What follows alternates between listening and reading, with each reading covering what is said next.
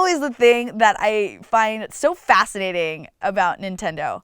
I'm sure almost everyone out there has played Duck Hunt at some point in their lives. It's sad, you can't play Duck Hunt on the new TVs anymore because the pixels don't work the same. The gun won't work. But if you can get an old, square box television to play Duck Hunt, I don't know why this wasn't common knowledge at the time when the game was popular, but you plug the gun into the player 1 slot. If you plug a controller into the player 2 slot, player 2 can control the duck. Yes, I'm not making that up. That is totally true. Duck Hunt has been a 2-player game from day one, and no one ever knew that. And it blows my mind that I did not find that out until well into adulthood, and I still get to tell people that, and they're like, what are you talking about? Go bust out your old Nintendo system, blow all the dust off of it, find an old TV so the gun works, and try it. Trust me, it works.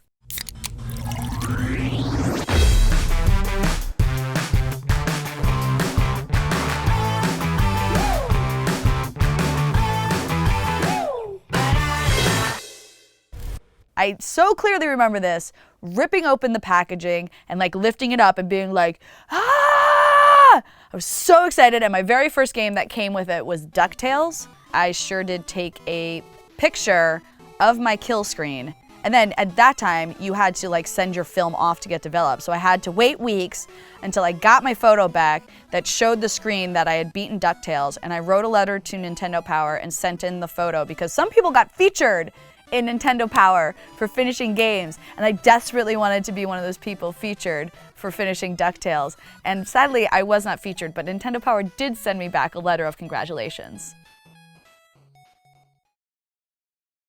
We upgraded to a Super NES, and that was really where my brother and I started co-oping games and playing together. Really, we had a very tumultuous relationship outside of playing video games. Playing that Nintendo together is what solidified my actual friendship with my brother. From Super NES, we went to N64, and then that one kind of became my brother's own console because I think I went off to college right around that time.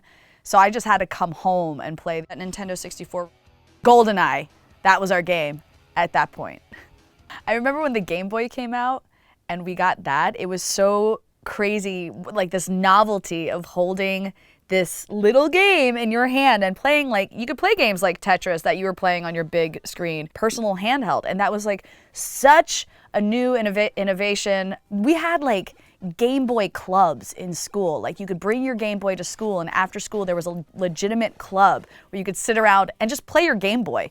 You could tether them so you could play each other, but you didn't always do that. Sometimes you were just sitting around playing your own game just with other people playing their Game Boys. That's how excited we were about these little things.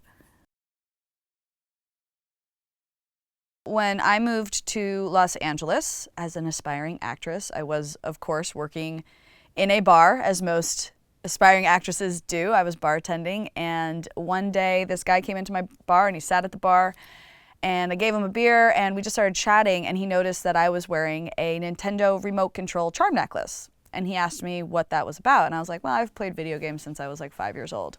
And he was like, but you're a girl. And I was like, yep. And he's like, huh. And so we just sat there and, well, I didn't sit, I was working, but he sat there and we chatted for a good 2 or 3 hours, and he realized that I actually was really into video games and comic books and movies and all that sort of geeky, nerdy culture stuff. And he was like, you need to be on our network. So later he brought me in to meet with the head of talent at G4. And then a few weeks after that, they signed me on as one of their talent. And that's why I am where I am today. All because of that Nintendo remote control charm necklace.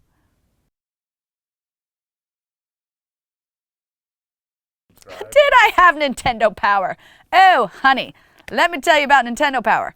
I still have all of my Nintendo Powers, and I think I have them from issue 14 to issue 127. And I have them all lined up because Nintendo Power did this really cool thing right around issue 70 or 80, where if you put all of the bindings of the Nintendo Powers together, they made pictures. So there's a Mario and a Yoshi and a Link and all of them, but you have to line them up all together. So I have all of those on display in my house.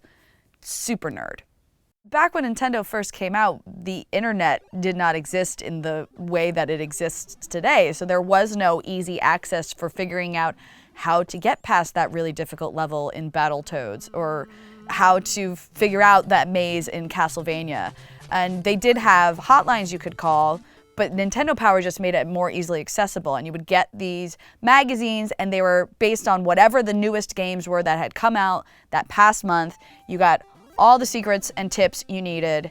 And they also had the strategy guides, which you could buy separately. And that was really cool, having a younger brother and sitting down with those strategy guides, because we would play things like Final Fantasy, and one of us would actually play and the other would be reading the strategy guide and telling the person playing what to do. So it actually allowed for a lot more co-op than was necessarily available in the games. So Nintendo started back in the 1880s as a trading card company. So they were in the gaming business way before we probably ever even called it the gaming business. In the mid-1900s,